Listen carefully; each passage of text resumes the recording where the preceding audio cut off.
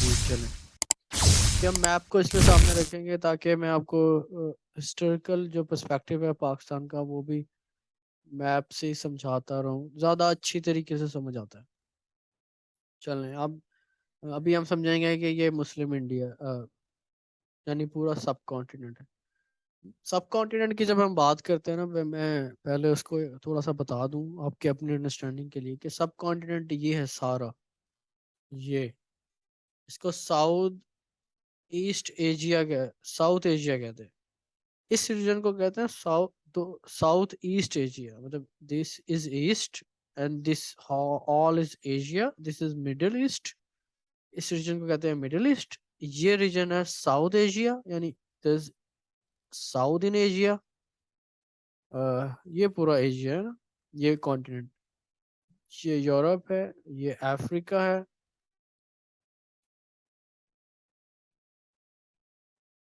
Okay मैं zoom कर लेता हूँ। जूम में अभी वो जूम आउट इसलिए किया, मैं आपको बताता हूँ वो कॉन्टिनेंट्स बताने के लिए। ये ऑस्ट्रेलिया एक कॉन्टिनेंट भी है और कंट्री भी है। हाँ ये सारा साउथ एशिया जिसमें अफगानिस्तान से लेकर पाकिस्तान, दिल्ली और जो सार्क है साउथ एशियन कंट्रीज की जो कॉप ऑर्गेनाइजेशन है, वो भी इस सारे रीजन पे कंप्राइज है, जिसमें श्रीलंका है, यहाँ पे मालदीव है और बांग्लादेश, इंडिया, पाकिस्तान, ये नेपाल, भूटान वगैरह। ठीक है, तो चले आज हमने स्टार्ट करना है। आज हम स्टार्ट करने हैं पाक मुस्लिम पॉलिटिकल स्ट्रगल कि कैसे मुसलमानों ने जब 1861 से 1940 तक, आज हम पढ़ेंगे कि ईस्ट इंडिया कंपनी आई और मुगलों को हटाया। और पहले ईस्ट इंडिया कंपनी आई, उसने ना इस जगह पे उड़ीसा पे यहाँ पे अपनी बेसिस बनाई और जहांगीर के दौर में। और ये हालांकि सारी जहांगीर से परमिशन लेके वो कभी लाहौर में बैठता था तो कभी दिल्ली में, तो यहाँ से परमिशन लेके कलकत्ता में अपने बेस बनाया, फोर्ट विलियम बनाई। वो मैंने आपको बुक बताई थी द अनारकी, अगर पढ़ना चाहे तो पढ़ सकते हैं, ये सारे है उसमें। तो कैसे मुसलमानों को हटाया, फिर पूरे इंडिया पे कागज काबिज हो गए, बांग्लादेश से यहाँ से शुरू हुए तो पूरे इंडिया पे फैल गए। और जो प्रिंसली स्टेट्स थी, मतलब जो जहाँ पे नवाब राजा महाराजा थे, उनको रहने दिया कि आप अपना चलाते रहे, इंडिपेंडेंट हैं इंटरनल अफेयर्स में, लेकिन एक्सटर्नल अफेयर्स में हमसे बात करते रहे। तो राजा महाराजा कहाँ थे? यहाँ भावलपुर में थे, राजस्थान में थे, यहाँ पे नीचे हैदराबाद दक्कन है इधर इस एरिया में। तो यहाँ पे मतलब अलग अलग जो प्रिंसली स्टेट्स थी, इस तरह गिलगित की भी थी, कलात की भी थी। तो यहाँ पे बताते हैं हमें जो ऑथर है बुक के, इकराम रबानी साहब के, Muslims were keenly looking for an opportunity for the revival of old position. मुसलमान चाहते थे कि तुम हमारे दोबारा ग्लोरी के दिन आए और वो चीज। देखिए ये वो मुल्क, ये वो दौर था। मैंने अपनी 8th क्लास की SST यानी सोशल स्टडीज होती थी ना, वहाँ पे एक नक्शा हमें दिया था ऑक्सफोर्ड का। ऑक्सफोर्ड पब्लिशर की वो बुक थी, और वो बड़ा ही एक बड़ा सैड नक्शा था मेरे लिए भी और सबके मुसलमानों के लिए, 17 से 18 सेंचुरी का, कि जहाँ पे दिखाया गया था कि इजिप्ट पे ब्रिटिश हुकूमत है, इंडिया पाकिस्तान पे ब्रिटिश हुकूमत है, लीबिया में फ्रेंच हैं, अल्जीरिया में फ्रेंच हैं, कुछ कहीं पे यहाँ पे ब्रिटिश तक, कीनिया तंजानिया में ब्रिटिश हैं, कहीं पे फ्रेंच हैं, कहीं पे जर्मन हैं।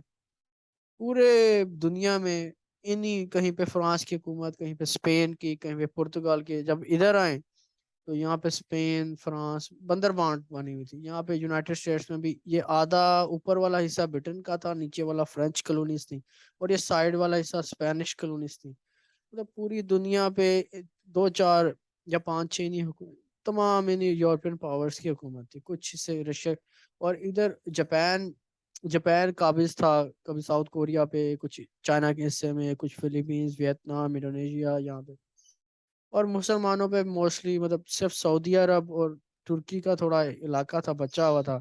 बाकी ये इराक अंडर था ब्रिटेन के, सीरिया अंडर था फ्रेंच के। तो बड़ा ही एक दुखी सा लगता है कि हम तमाम जगह गुलाम थे, सिर्फ इंडिया में ये हाल नहीं था, तमाम जगह ही माशाल्लाह मुसलमान, कहीं कुछ झंडे नहीं गाड़े हुए थे, सब ने हर जगह ही गुलाम थे। तो हमें कोई इतनी वो नहीं है कि हमें कोई अगर अफगानिस्तान वाला कहे कल को उठ के, या ईरान वाला बंदा कहे कि यार तुम लोग भी तो गुलाम ही थे ना, तो वो तो फिर एक रेनेसां या एक दोबारा आज़ादी की जो जनरेशन है, कायद आज़म मोहम्मद अली जिन्ना की जो जनरेशन है, अल्लामा इकबाल की जो जनरेशन है, उसने तमाम मुसलमानों में एक उम्मीद की किरण बनाई, एक आइडियल लीडर्स की एक लेयर्स पैदा की, और हर जगह फिर आज़ादी मिली मुसलमानों को। लीबिया में हो, इवन के नेल्सन मंडेला, वो गांधी और इकबाल और कायद को अपना लीडर मानते थे कि मैंने उनसे इंस्पिरेशन ली। तो मुसलमान चाहते थे, और इस तरह से सैयद अहमद खान ने और सैयद अहमद शहीद बरेलवी ने तब कोशिशें की, और बरेलवी साहब फेल्ड हो गए को थोड़ा से। इसी तरह मुसद्दस हाली लिखी अल्ताफ हुसैन हाली ने। बेसिकली उर्दू की एक टर्म होती है, नज़म होती है, एक ख़ास तरीका होता है लिखने का, उसे मुसद्दस कहते हैं। उसमें 7 शेर होते हैं लगातार, और फिर एक अ, दरमियान में शेर होता है उससे हटके, जैसे नज़म ख़त्म होगी लेकिन उससे फिर आगे चलती है, वो एक एपिक पोएम की तरह होती है। तो वो बेसिकली थी राइज एंड फॉल मुस्लिम, मुतज़्ज़िल जज़्र इस्लाम, मतलब rise and fall of Islam पे भी थी, जिसपे उसी बेस पे मुसद्दस की तरह इकबाल ने शिकवा और फिर जब जवाब शिकवा लिखा था।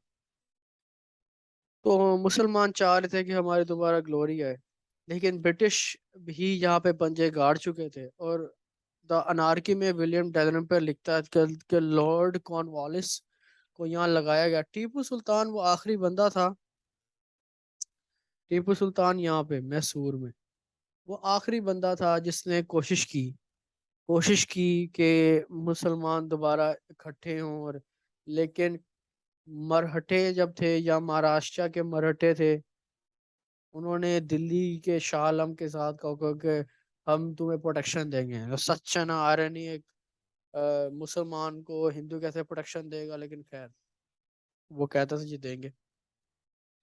तो उन्होंने वहां पे तो जब टीपू सुल्तान को मारा ब्रिटिश ने, तो ब्रिटिश ने कहा कि आज हम इंडिया हमारा हो जाएगा। जाहिर सी बात है, उन्हें भी पता था कि ये आखिरी एक लड़ रहा था बंदा हमारे खिलाफ। और यहाँ पे उड़ीसा में सारे एरिया में फिर ब्रिटिश आ गए। तो लॉर्ड कॉर्नवालिस को लगाया गया इंडिया में। अब लॉर्ड कॉर्नवालिस वो बंदा है जो यहाँ पे यूएस में हार चुका था। मैं आपको थोड़ा यूएस हिस्ट्री से भी, मेरी यूएस हिस्ट्री भी है और इस पे एक मूवी भी है। तो लॉर्ड कॉर्नवालिस यॉर्क टाउन में यहाँ पे हार चुका था वॉशिंगटन से।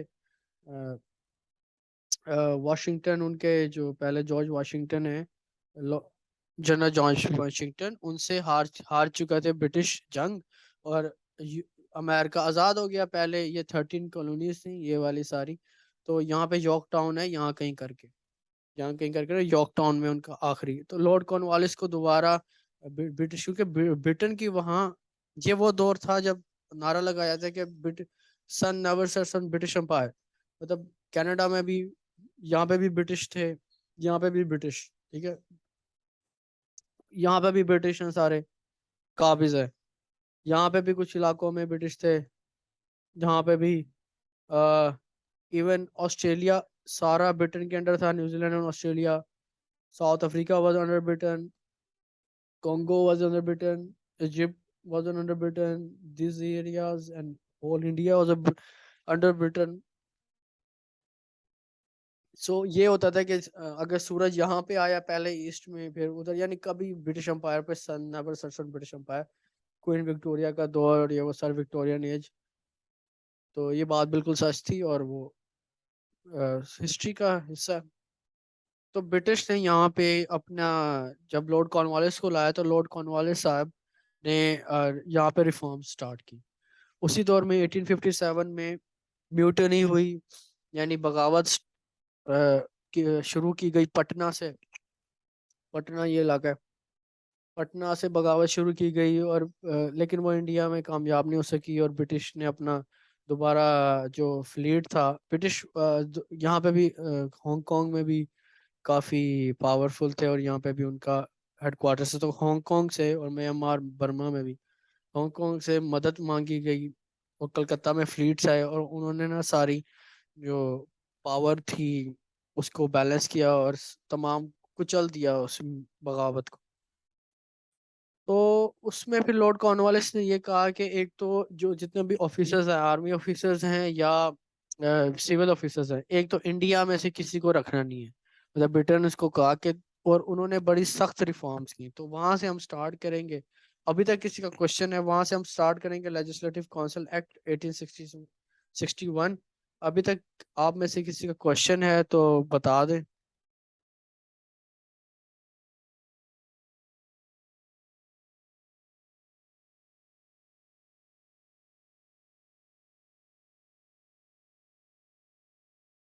कोई क्वेश्चन है तो मुझे बेशक चैट में बता दे। दूसरा, मैं आपको अभी तक ओवरव्यू दे रहा था उस दौर की दुनिया के बारे में, कि कितने ब्रिटिशर्स और यूरोपियंस पूरी दुनिया पे काबिज थे, by the force, by hook और क्रुक, बाय फोर्स, कहीं पे बाय फोर्स, कहीं पे पीसफुली, या जो कह लें कहीं पे एम्बेसडरशिप करके, कहीं पे डिप्लोमेसी करके, तो वो और मोस्टली मुसलमानों के ऊपर काबिज थे।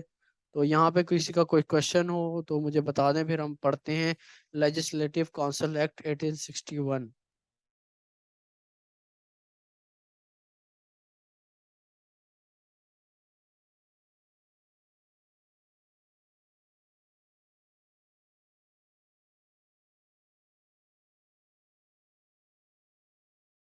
जी चले, लगता है सभा की लाइट चली गई होगी, या पता नहीं जो कुछ भी हुआ होगा। हम तो आगे बढ़ते हैं, खैर। तो लेजिस्लेटिव काउंसिल एक्ट 1861 को यहाँ पे लिखते हैं कि सर सैयद अहमद खान ने indicated the cases of Indian revolt, server weaknesses of the government in the running administration. मतलब सर सैयद ने बताया कि आपकी ये जो बगावत हिंद हुई थी, जिसको आप म्यूटनी कहते हैं, ये क्यों हुई थी? क्योंकि आपके एडमिनिस्ट्रेशन के स्ट्रक्चर में मसाइल थे, तो इसलिए हुई थी। अब उनको खत्म करना था ना ब्रिटिश ने, तो उन्होंने फिर he advised the government to give representation to local government, हाँ, local people in legislative council। तो जैसे लॉर्ड कॉर्नवालिस ने कहा था कि जी लेजिस्लेटिव काउंसिल्स, मतलब जो कानून बनाने वाली काउंसिल्स हैं, वहाँ सिर्फ अंग्रेज रहेंगे। तो सर सैयद ने कहा नहीं, ये तरीका नहीं ठीक, आप लोगों को भी, जो यहाँ के मकामी इंडियन लोग हैं, यहाँ के मकामी मुसलमान हिंदू जो भी हैं, उनको आप उनकी राय पूछें। आप उनसे बगैर राय पूछे आप कोई कानून बनाएंगे तो वो जाहिर सी बात है अपोज करेंगे। वो लगान, लगान एक मूवी है, वो भी आप देखें, उसमें किस तरह लगान लिया जाता है। लगान वो होता है कि अगर फर्ज करें गंदम की पैदावार है, या जो भी बांग्लादेश में चावल वगैरह की है जहाँ पे भी, तो किसानों से लगान लिया जाता था। 3%, 10%, 20%, जितना भी होता था। इस तरह वो फिर 3 गुना बढ़ाते जा रहे थे। तो किसान इससे बड़े तंग थे कि जो हम कमाते हैं, बेचारे जो अनाज कमाते हैं वो अंग्रेजों को दे देते हैं, तो ये तो जुल्म है, और बेशक जुल्म था। तो इसको उन्होंने फिर कहा कि हम किसान हो या बाकी जो सोसाइटी के मेंबर्स हो, उनको हम अपनी लेजिस्लेटिव काउंसिल, मतलब वो काउंसिल जो कानून बनाती थी, जो कानून साज काउंसिल्स थी, उनमें इनको हिस्सा देंगे। तो आगे फिर देखते हैं। The first ever constitutional structure was formulated in 1861। कि पहला कॉन्स्टिट्यूशन स्ट्रक्चर जो ब्रिटिश गवर्नमेंट ने कायम किया वो 1861 में। British government passed the Legislative Councils Act to introduce better provision of the Governor General Council। एक गवर्नर जनरल होता था। अच्छा, यहाँ पे ये भी बताऊं कि पहले जो रूल था वो ब्रिटिश का नहीं था, वो ईस्ट इंडिया कंपनी का था। फिर ईस्ट इंडिया कंपनी में कॉर्नवालिस से पहले, जनरल कॉर्नवालिस से पहले एक दो चार करेक्टर हैं इम्पोर्टेंट। उन्होंने काफी करप्शन की, उन्होंने काफी दुनिया में ना, काफी ये कंपनी छाई हुई थी, मोस्ट पावरफुल कंपनी थी। तो इतनी कंपनी थी कि इतनी पावरफुल थी कि ब्रिटिश पार्लियामेंट में भी इनके असर रसूख थे। और तो ब्रिटिश गवर्नमेंट ने खास क्वीन विक्टोरिया जब आई तो उन्होंने कहा कि इसको ख़त्म करो ये, क्योंकि वो इतनी उसमें करप्शन थी और वो ह्यूमन राइट्स वायलेशन करते थे, जो कि सारा विलियम डैलरम्पेयर की बुक अनार्की में है। तो कैसे एक कंपनी बगैर ह्यूमन राइट्स के, मतलब जहां मारे पीटे बंदे मारे जो करे कोई पूछने वाला नहीं, इवन कि उनकी अपनी ब्रिटिश गवर्नमेंट पूछने वाला नहीं, तो तो उनके करप्शन हुई और वो कंपनी दिवालिया होने पे पहुंच गई। देखिए आज भी जो वेस्टर्न वेस्टर्न ममालिक हैं वो अपनी दिवालिया कंपनी को ना एक एक पैकेज देते हैं, तो उसको बेल आउट पैकेज कहते हैं। तो बेल आउट पैकेज मतलब उसकी मदद करते हैं। तब बेल आउट पैकेज आखिरी दिया गया और फिर भी वो फेल हो गई, तो फिर उसके बाद ये लिखवाया गया था कि अब कंपनी पूरी ब्रिटिश गवर्नमेंट के पास चली जाएगी। और इसी तरह हुआ। 1857 के बाद कंपनी पूरी पहले कहते थे कंपनी सरकार, तो कंपनी सरकार पूरी ब्रिटिश गवर्नमेंट के अंडर चलेगी प्रॉपरली। उसके बाद ब्रिटिश गवर्नमेंट ने सोचा कि देखें यहाँ पे कुछ चीजें सही नहीं हो रही, तो हम कुछ चीजें सही करते हैं। तब लेजिस्लेटिव काउंसिल एक्ट लाया गया और एक गवर्नर जनरल होता था। गवर्नर जनरल पूरे इंडिया, इस पूरे खित्ते का हेड। तो गवर्नर जनरल की एक काउंसिल थी, जैसे पीएम की होती काउंसिल कह लें, कैबिनेट कह लें, और फॉर लोकल गवर्नमेंट और लोकल गवर्नमेंट लगा। According to this act the Indian people were included in governor general council for the first time in history of India. सबसे पहले इंडिया के लोगों को इस जो काउंसिल में हिस्सा बनाया गया। The number of members of legislative council were increase, और लेजिस्लेटिव काउंसिल के मेंबर्स को में नंबर इंक्रीज किया गया। The governor was gain authority nominate, और इसमें एक गवर्नर जनरल था जो हेड होता, और हर हर सूबे का गवर्नर था। पंजाब का गवर्नर, सिंध का गवर्नर। तो गवर्नर रिप्रेजेंटेटिव था ब्रिटिश गवर्नमेंट का। अभी कोई सीएम वीएम वगैरह नहीं थे, उनके ही थे। The legislative council has to make law, और ये काउंसिल ने इनका इसका काम क्या था, कानून बनाना। ठीक है। Governor general could issue ordinance and was authorised to, हाँ, प्रोविंशियल लेजिस्लेशन। तब गवर्नर जनरल जो हेड था सारे गवर्नर्स का, जिस तरह पहले गवर्नर जनरल हमारे 5-6 आते रहे हैं, आई थिंक 10 तक हैं पाकिस्तान में, और पहले गवर्नर जनरल खुद कायदे आज़म थे। तो उनको ये इसी तरह 1861 के एक्ट में गवर्नर जनरल को हक दिया गया कि वो कानून बना सके और उसे सूबों में लागू कर सके। The Enforcement of Legislative Council Act 1861 was the first step taken for the constitutional reforms in India. मतलब ये पहला स्टेप था जो इंडिया में किसी कॉन्स्टिट्यूशन को ला रहा था, और किसी कॉन्स्टिट्यूशन को लाने में पहला स्टेप था जो कि ब्रिटिश लाए थे।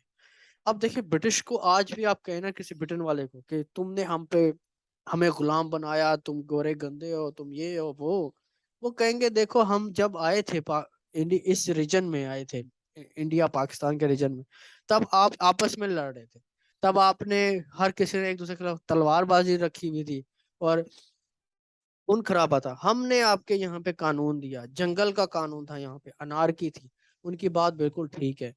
तब ऐसे हालात हो चुके थे। देखिए अल्लाह ताला जो भी करते हैं जो चीज किसी हिकमत में को कभी वो जरूरी हो जाती है। वैसे एक बड़ा मशहूर फ्रेज है ना कि क्यामत खुद बताएगी कि क्यामत क्यों जरूरी थी। तो बस जब ऐसे हालात हो जाते हैं कि क्यामत आनी होती है तो फिर क्यामत आ जाती है। तो ये खुद सेल्फ एक्सप्लेनेटरी हालात होते हैं। हिस्ट्री आप पढ़ेंगे तो आपको ये खुद सेल्फ एक्सप्लेनेटरी मिलेगी कि क्यों अंग्रेज आए, क्यों काबिज हो गए।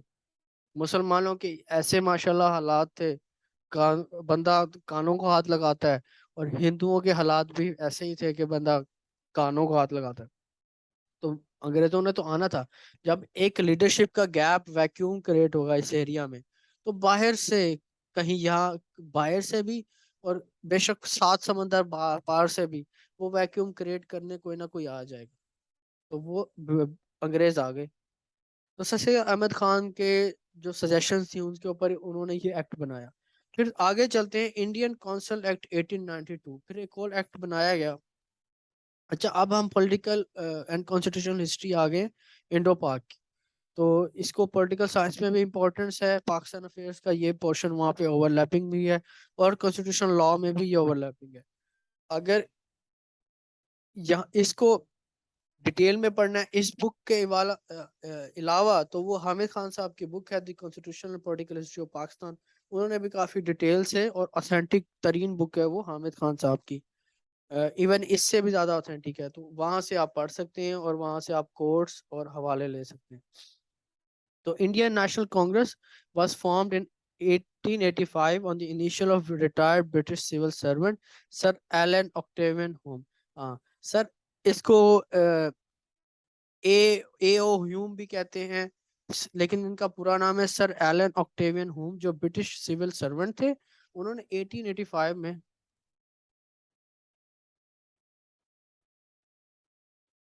जी मैं यहाँ पे लिख देता हूँ, constitutional and political history of Pakistan bye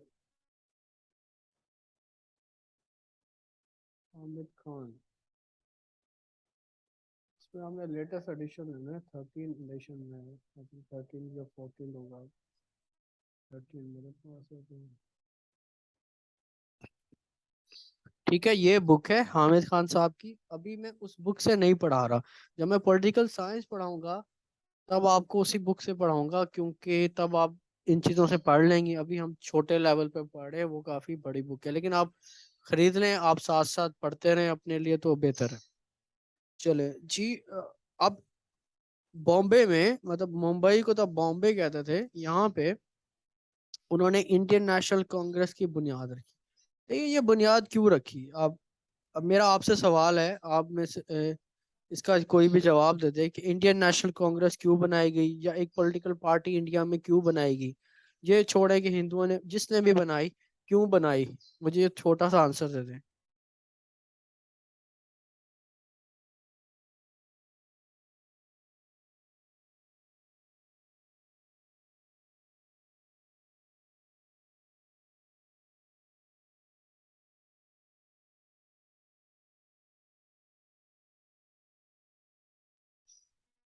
जी सबा आप बता दें कि मतलब एक छोटा सा क्वेश्चन है, एक सबके जहन में आएगा। अ,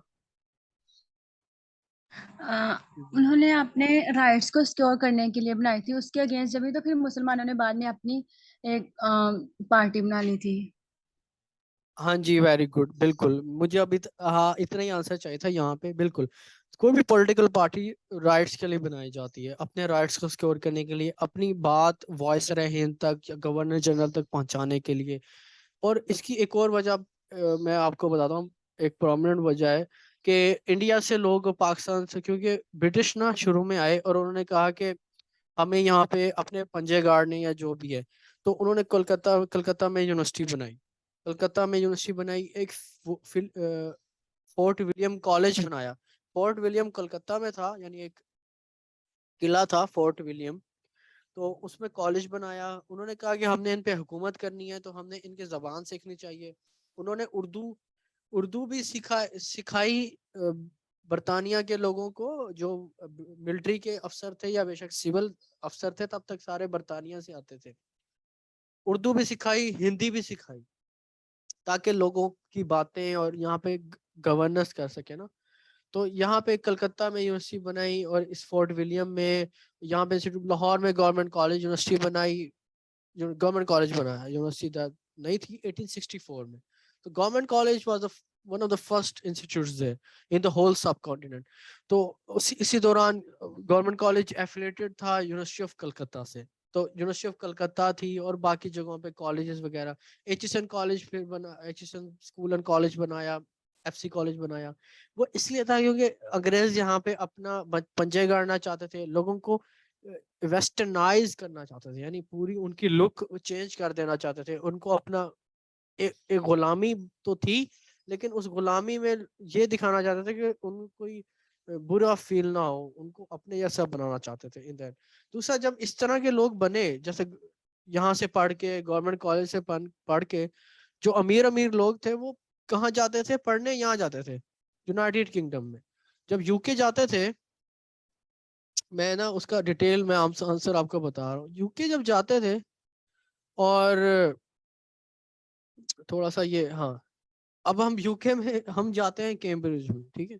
ऑक्सफोर्ड एंड कैम्ब्रिज जो बनाया गया एलिजाबेथ टू के इरा में, और ये वही इरा था जब ब्रिटिश नए नए यहाँ पे आ रहे थे।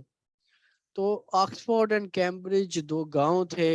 ये देखें, ऑक्सफोर्ड एंड कैम्ब्रिज, यहाँ पढ़ने जाते थे। और जब वो ऑक्सफोर्ड से पढ़ जाते थे और या कैम्ब्रिज से पढ़ते थे, कैम्ब्रिज न्यूटन का गांव था, तो वो देखते थे Cambridge basically was a research institute, research centralise university थी। और ऑक्सफोर्ड ज्यादा, अभी भी उसी तरह ज्यादा एकेडमिक पॉइंट ऑफ व्यू है उनका।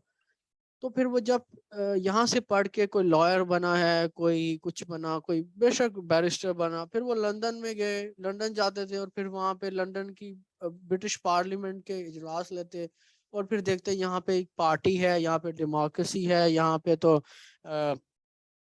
लोगों के हकूक की बात होती है। यहाँ पे वेस्टमिंस्टर है, ये देखिए वेस्टमिंस्टर एबे में, वेस्टमिंस्टर एबे अब जाएं तो वहाँ पे Lord of house of Commons है, हाउस ऑफ लॉर्ड्स है, मतलब जैसे हमारा सेनेट है, उनका हाउस ऑफ लॉर्ड्स है, उनका सेनेटर को लॉर्ड कहते हैं। और इसी तरह उनका हाउस ऑफ कॉमन्स है, हमारे एमएनई नेशनल असेंबली होती है, उनके हाउस ऑफ। तो मतलब शॉर्टली ये कि वो देखते थे कि यहाँ पे लोगों को हकूक मिल रहे हैं, हमारे यहाँ क्यों नहीं मिल रहे, ठीक है। फिर जब वो इंडिया में आते थे दोबारा यहाँ से पढ़ के, तो वो कहते थे बाबूजी बाहर बाहर से पढ़ के आए हैं, तो ये सब यानी फ्रेजेस हमारे मशहूर थे। इवन आप में से किसी ने देवदास देखी हो तो वो भी बाहर से पढ़ के आया था। और भी उस दौर के जो मशहूर आर्ट वर्क है।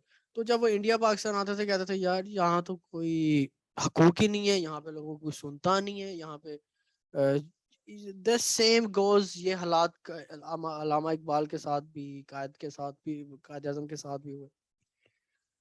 तो इसीलिए यहाँ पे जो सिविल सर्वेंट थे उन्होंने पढ़े लिखे लोगों के साथ मिलकर, जैसे पढ़ी लिखी लीड थी उस वक्त ब्रिटिश इंडिया की, तो इंडियन नेशनल कांग्रेस बनाई गई, ठीक है। I think I am very clear about this stance, ठीक है। तो आगे चलते हैं। इंडियन नेशनल काउंसिल एक्ट 1892 बनाया गया, जिसके तहत ये किया गया कि it claim the time for establishment that it would strive for safeguard interest of communities in India.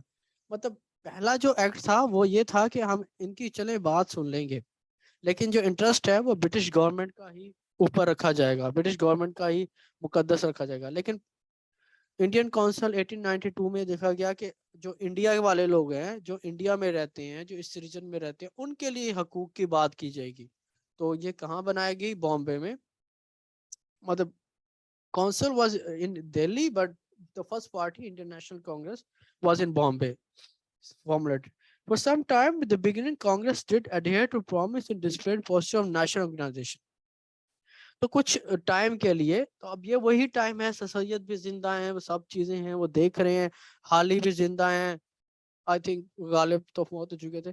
तो उसमें ये था कि इस टाइम में कांग्रेस ने शुरू में मुसलमानों को ऐड किया, सिखों को ऐड किया, तमाम फ्रैक्शंस ऑफ सोसाइटी को ऐड किया, ताकि वो एक नेशनल, एक कौमी यकजहती का सबूत जाए। और वो जो उनका नारा है कौमी यकजहती का सबूत है, क्योंकि was directly under sir Allan Octavian Hume, तो वो कोशिश कर रहे थे कि न्यूट्रलिटी रहे। But with the time national is a pure Hindu body working for term of pure Hindu body. देखिए तब भी 70 से 80% या 60 से 70% तो हिंदू ही थे तब। अब अगर एक ऑर्गेनाइजेशन भी बनी और ज्यादा बाहर जाके पढ़ने वाले भी हिंदू थे, गांधी साहब खुद साउथ अफ्रीका गए हुए हैं, कायद तब बाहर गए हुए हैं, तो ज्यादा हिंदू ही थे, तो हिंदू की ही पार्टी बन के रह जानी थी ना। जैसे आज इंडिया हिंदुओं का इंडिया बन के रह गया। हिंदुत्व अलग बात है, लेकिन इंडिया हिंदुस्तान है, ये this is not, the name is India but basically it is Hindustan, ठीक है। तो हिंदुओं का उस असुर रसूख ज्यादा हुआ और वो पार्टी भी हिंदुओं के हाथ में चलेगी। But safeguard and the demands were projected from the Congress platform appeared very innocent and democratic, but actually were aimed to complete elimination of the Muslim harm. तो जो डिमांड की जाती थी इंडियन नेशनल कांग्रेस से तब तक, वो बड़ी प्रो हिंदू थी, बड़ी इनोसेंट थी, मासूमाना लगती थी, ऐसा लगता था कि कुछ नहीं। जैसे मैं आपको एग्जांपल देता हूँ, डिमांड होती थी कि तमाम इलेक्टिव यहाँ पे गवर्नमेंट इलेक्टेबल्स को लेके आया जाए, मतलब एमएनए एमपीएस को ले जाए फर्ज करें, या इंडियन नेशनल काउंसिल है, या तब की जो पार्लियामेंट बनाई जाए और उसमें हकूक दिए जाए, और इलेक्शन का हकूक दिया, इलेक्शन करवा जाए। तो इलेक्शन से तो यही होगा ना डेमोक्रेसी में कि अगर एक हल्का है उसमें 80% हिंदू है, 20% मुसलमान है और 10% क्रिश्चियन है, तो हिंदू जीत जाएगा ना। हिंदू खड़ा होगा तो सारे हिंदू उसको वोट देंगे, ठीक है। जय भारत माता भारत वो जो नारे लगाएगा, उससे सारे हिंदू उसको वोट देंगे। तो उससे यही होगा कि हिंदू जीत जाएगा। उसके बाद वो हिंदू की मेहरबानी है, अगर वो क्रिश्चियंस और मुसलमानों की बात सुने, अगर वो नहीं सुनता तो ठीक है, जिसकी लाठी उसकी भैंस। तो वो वाला सीन हो जाना था। तो देस वर वेरी डेमोक्रेटिक, उनके मुतालबात होते थे और बड़ा इनोसेंट लगते थे कि एक पढ़ा लिखा इंसान तो इस बात को समझ सकता था, या एक ऐसा इंटेलिजेंट बंदा जैसे सैयद अहमद खान इस बात को समझ सकते थे, लेकिन एक अनपढ़ बंदा या कम पढ़ा लिखा बंदा इस बात को समझ नहीं सकता था। तो इसलिए सर सैयद ने कहा कि मुसलमानों पहले पढ़ लो, पहले एजुकेशन हासिल कर लो, पहले इस काबिल हो जाओ, तब पॉलिटिक्स में हिस्सा लाना। और इंडियन नेशनल कांग्रेस में बिल्कुल हिस्सा ना लेना, जो कि एक केस स्टडी एक्सपेरिमेंट कायदे आज़म ने भी किया। कायदे आज़म भी इंडियन नेशनल कांग्रेस में पहले गए, फिर वहां पे उन्होंने कहा नहीं, फिर मुस्लिम लीग ज्वाइन की, फिर कुछ अरसा दोनों में रहे, नेशनल कांग्रेस में भी रहे और मुस्लिम लीग 2016 1916 में ज्वाइन की, और 1921 तक दोनों में रहे। फिर इंडियन नेशनल कांग्रेस छोड़ दी, क्योंकि उन्हें उन्हें भी एहसास हो गया कि ये मुसलमानों के लिए काम नहीं करने वाले और ये इंटरग्रेशन नहीं करने वाले। The Indian National Congress expressed its dissatisfaction over the inadequate representation of Legislative Council. अब इंडियन नेशनल कांग्रेस ने कहा कि जी 1861 की जो लेजिस्लेटिव काउंसिल है ना, उसमें हम बंदे पूरे नहीं हैं, इंडिया वाले थोड़े हैं। मतलब फर्ज करें अगर 10 बंदे हैं तो लेट्स सपोज 6 अंग्रेज होते होंगे, 4 इंडिया वाले होते होंगे। तो उन्होंने कहा नहीं, ये इंडिया वाले थोड़े हैं, अंग्रेज ज्यादा है, जो हमारी सारी रिप्रेजेंटेशन नहीं है, तो हमारे बंदे बढ़ाओ उसमें। मैं बड़ी आसान लैंग्वेज में आपको समझा रहा हूँ ताकि समझ आए।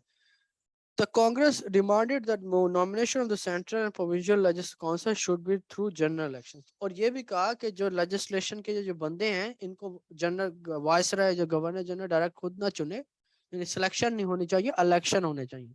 तो इलेक्शन का वही कि हिंदू फिर और जो इलाकों में ऊपर आएंगे, पर इलाके भी ज्यादा हिंदुओं के थे ना। तो Sayyid Ahmad Khan vehemently criticized his demands by Congress and advised the Muslims to keep away from Congress politics. He said the system of election on the pattern of Western democracy could not introduce India. तो sir Syed ने कहा जो western democracy है, क्योंकि उनको western democracy पढ़ी थी, उन्होंने ग्रीक्स के दौर से, प्लेटो के दौर से, अरिस्टोटल के दौर से वेस्टर्न डेमोक्रेसी पढ़ी चुकी थे। तो उन्होंने कहा कि ये यहाँ पे इंडिया में कामयाब नहीं होगी, मुसलमानों तुम इससे दूर रहो, तुम्हारी तादाद भी नहीं है, वैसे भी कम होती जाती है, तुमको वैसे भी कत्ल गारत का निशाना बनाया गया है, तो आप लोग इससे दूर रहें। तो सर सैयद ने वो बताया। तो 18 government introduce another act, Indian council act. तो कांग्रेस की डिमांड्स पे इंडियन काउंसिल एक्ट 1892 इंट्रोड्यूस करवाया गया, जिसके 3 पॉइंट्स थे। पहला पॉइंट था number of non official members in the central and provincial legislative council were increase. एक तो नंबर इंक्रीज कर दी गया, 10 थे तो 20 कर दिया गया, लेट्स सपोज 20 से तो 30 कर दिया गया। The member of legislative council were given the right to put questions. और हाँ, और ये कहा गया कि ये जो मेंबर हैं ये क्वेश्चन कर सकते हैं कि वायसराय आपने ऐसा क्यों किया, गवर्नर जनरल साहब आपने ऐसा क्यों किया, और ब्रिटिश गवर्नमेंट ऐसा क्यों कर रही है। और एनुअल बजट को भी डिस्कस कर सकते हैं कि मेरे हल्के में इतना बजट, मेरे प्रोविंस में ज्यादा बजट होना चाहिए, जो बजट जो बातें होती है बजट के ऊपर। और फिर local bodies were given right to send. हाँ, और लोकल बॉडीज देखिए, क्योंकि ब्रिटेन में भी लोकल बॉडीज थी, तो वही लोकल बॉडीज यहाँ भी सेट की जाएंगी। उन्होंने कहा इन ये 3 पॉइंट से the act of 1892 could not ensure the maximum. हाँ, लेकिन ये एक्ट मुसलमानों के हकूक की बात नहीं करता था। अब यहाँ तक होगी, फिर आगे हम नेक्स्ट लेक्चर में पढ़ेंगे हिंदू उर्दू कंट्रोवर्सी, उसका मैं लिंक अभी बना दूंगा। अभी यहाँ तक कोई क्वेश्चन हो तो मुझे बता दें, बाकी बुक बुक आप खरीदें। मोस्टली मैं कोशिश करूंगा ये आपको मैं पिक्चर्स भेज दूंगा, लेकिन अभी तक किसी को कोई समझ ना आई हो या कोई क्वेश्चन हो।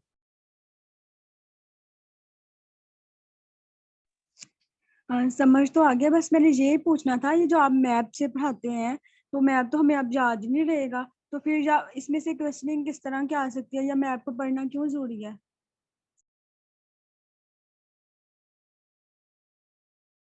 देखिए मैप तो मैंने वैसे खोला हुआ है क्योंकि करंट अफेयर में मोस्टली क्वेश्चंस आ जाते हैं जो आपको मैप से ज्यादा अच्छे समझ आएंगे। अब पाकिस्तान अफेयर्स में आपको मैं समझा रहा हूँ मैप से, आप देख रहे होंगे कि ये एक बड़ी अलग टेक्निक है जिसमें आपको ज्यादा समझ आ रहा है ना आपको क्लियरली अभी तक। जी वो तो हाँ समझ आ रहा है जो ठीक भी। है। आपको ये याद करने की उस तरह जरूरत नहीं है, आपको बस ये पता चाहिए बॉम्बे कहाँ पे है, ये इंडिया कहाँ पे है, ये है। इसको याद इस तरह नहीं करना होता, इसको बार बार आप देखेंगे ना। जैसे लोगों की हॉबी होती है, जैसे मैं बताऊं तो मैं तो बचपन से मुझे शौक है मैप्स देखने का, तो वो देख देख के याद हो जाता है। ये ज्यादा जरूरी काम आएगा जब हम इंटरनेशनल अफेयर्स पढ़ेंगे ना, करंट अफेयर्स में और पाकिस्तान अफेयर्स में। जब हम इंटरनेशनल इकॉन जब हम देखेंगे ताइवान कहाँ है, चाइना कहाँ है, यहाँ स्टेट्स कहाँ है, इसलिए वहां पे देखना जरूरी होता है। और पेपर में बनाते भी हैं, लेकिन ये जो हिस्ट्री का पोर्शन जैसे हम पढ़ रहे हैं, मुस्लिम पॉलिटिकल स्ट्रगल, यहाँ पे ज्यादा बताने की जरूरत नहीं है। अगर कोई ऐसा क्वेश्चन आ जाता है जहाँ मैप बनाना पड़ जाता है, जैसे फर्ज करें टीपू सुल्तान पे आता है, तो आप ये छोटा सा ये बना देंगे, मैसूर बना के उस पे हमला दिखा देंगे ब्रिटिश का, या कलकत्ता पे हमला इस तरह एरो लगा के, और या इस रीजन को हाईलाइट कर देंगे कि ये ब्रिटिश के अंडर था, इस तरह का बस छोटा सा मैप। इसलिए मैप में दिखा रहा हूँ, बाकी इसे उस तरह से रटना नहीं होता बस। यानी आपको बस ओवरव्यू पता होना चाहिए। बाकी जहाँ क्वेश्चन में मैप की जरूरत पड़ेगी वहां मैं आपको वो मैप भी दिखाऊंगा जो आप ड्रा कर सकते हैं अपने हाथ से, ठीक है।